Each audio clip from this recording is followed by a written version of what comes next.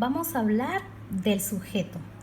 Seguramente ya saben que esta es una parte de una oración. Y es que en toda oración hay un elemento que realiza la acción del verbo. Vamos a ver el pequeño texto que está aquí abajo y vamos a subrayar los sujetos de las oraciones y luego responder las preguntas. El barco pirata zarpó lentamente al amanecer. ¿Quién zarpó lentamente al amanecer? El barco pirata, es lo que vamos a subrayar. Esa es la primera oración. Los marineros inquietos y el intrépido capitán tarareaban canciones en la cubierta. ¿Quiénes tarareaban canciones en la cubierta? Los marineros inquietos y el intrépido capitán. Es lo que vamos a subrayar en la segunda oración. En la tercera oración dice, esperaban hallar ese día la isla del tesoro. Ahí, si nos damos cuenta, no hay un sujeto, pero si arriba estamos hablando de los marineros inquietos y el intrépido capitán, estamos concluyendo que ellos son quienes esperaban hallar ese día la isla del tesoro. Vamos a responder, ¿cuál o cuáles son las palabras principales del sujeto de la primera oración? Recordemos que el sujeto era el barco pirata, pero ahora nos preguntan cuál es la palabra principal de el barco pirata. La palabra principal es barco, es la más importante de esas tres que aparecen en la primera oración. ¿Cuál o cuáles son las palabras principales del sujeto en la segunda oración? Recuerdan que subrayamos los marineros inquietos y el intrépido capitán, pero las palabras más importantes de ese sujeto son marineros y capitán. Entonces es lo que vamos a colocar aquí, marineros, capitán. ¿Cuál es el sujeto de la tercera oración? ¿Y cómo lo supiste? El sujeto de la tercera oración, como decíamos, que dice ahí, esperaban hallar ese día la isla del tesoro, sabemos que es los marineros inquietos y el intrépido capitán, es lo que vamos a escribir aquí. ¿Y por qué o cómo lo supieron? Yo escribí por deducción o porque lo dice en la oración de arriba.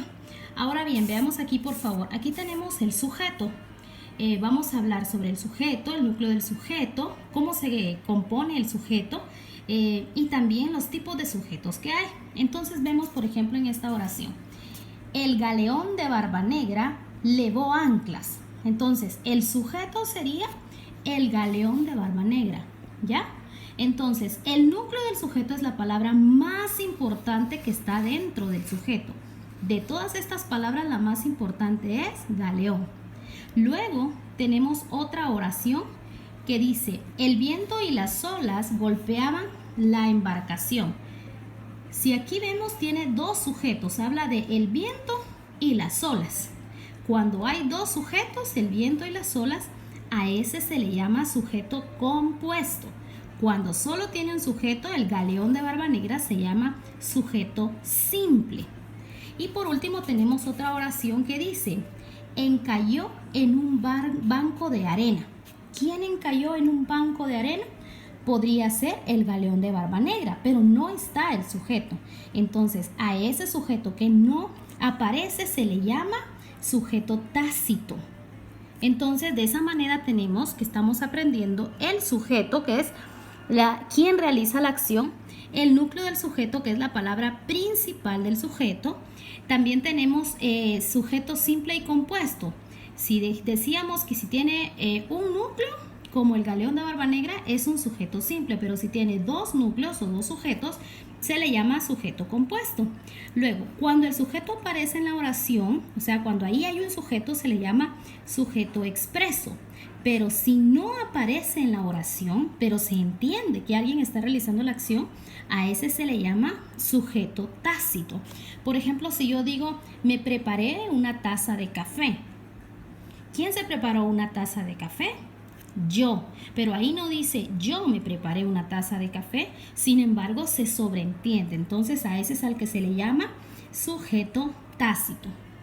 Vamos entonces a la página 85 y vamos a hacer estos ejercicios. Vamos a subrayar los sujetos, y circular los núcleos de las oraciones y anotar dentro de los círculos anaranjados una S si el sujeto es simple o una C si es compuesto.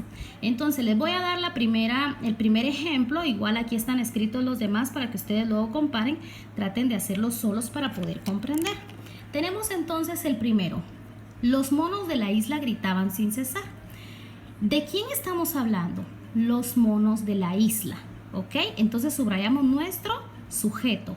Ahora, de nuestro sujeto, ¿cuál sería el núcleo o la palabra más importante? Monos. Entonces circulamos monos. Ahora, ¿cuántos núcleos tengo? Solamente tengo un núcleo, solo hay un sujeto. Por lo tanto, es un sujeto simple y por eso anoté la S dentro del círculo. Luego tenemos 4 tiburones y 5 pulpos nadaban alrededor del bote. ¿Quiénes nadaban alrededor del bote? 4 tiburones y 5 pulpos. Ese sería el sujeto. Pero dentro del sujeto, ahí lo subrayamos, dentro del sujeto, ¿qué palabras son muy importantes aquí? Tiburones, pulpos. Entonces, como tiene 2 núcleos, a ese se le llama sujeto compuesto.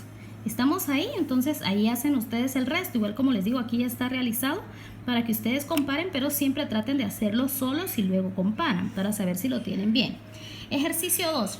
Resalta los sujetos simples y compuestos y las oraciones con sujeto tácito de acuerdo con la guía de colores.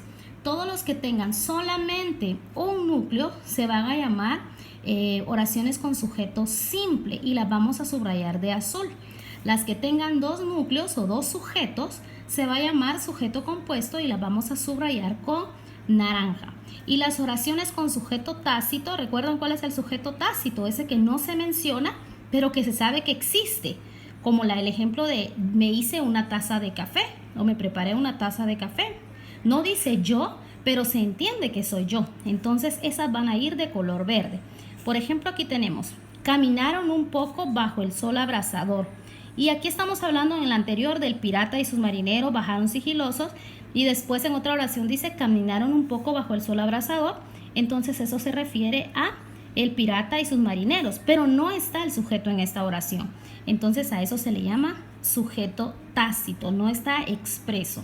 Pueden ahí pausar el video, hacer su ejercicio y compararlo si lo tienen bien. Y por último, dice formen parejas y redacten un texto que finalice la historia anterior y que incluya oraciones con sujeto simple, compuesto y tácito e identifiquen cada tipo de oración. Pueden utilizar estos mismos colores de aquí.